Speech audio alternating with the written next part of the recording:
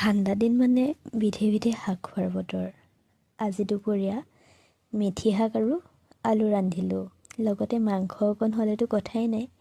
আজি কেনেকৈ মাংস ৰান্ধিলোঁ তাকে কওঁ।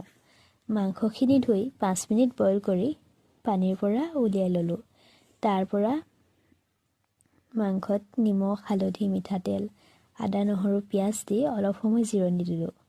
সেই সময়তে জুইকুৰা জ্বলাই লৈ কেৰাহীখন গৰম কৰি মিঠাতেল দিলোঁ। তাতে আকৌ পিঁয়াজ অলপ দিলোঁ। পিঁয়াজে ৰং সলোৱাৰ পাছত আদা আৰু নহৰু দিলোঁ। মাজে মাজে লৰাই আছোঁ। তাৰ পাছত আলু দি দিলোঁ। আলু সিজাৰ পাছতে বিলাহী এটাও দি দিলোঁ। তাৰ পাছত কমকৈ উতলা পানী দি সিজাই আছোঁ। তেনেতে মানুহজন আহি মাংস হ'লে সুধি বহি আছে। ঠাণ্ডাও লাগিছে বোলে, পিঠিটো সেকি লওঁ।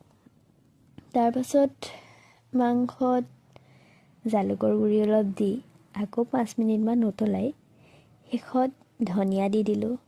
নিজে খাই ভালেই পালোঁ, ঘৰৰ ৰাইজেও বৰ বেয়া পোৱা নাই।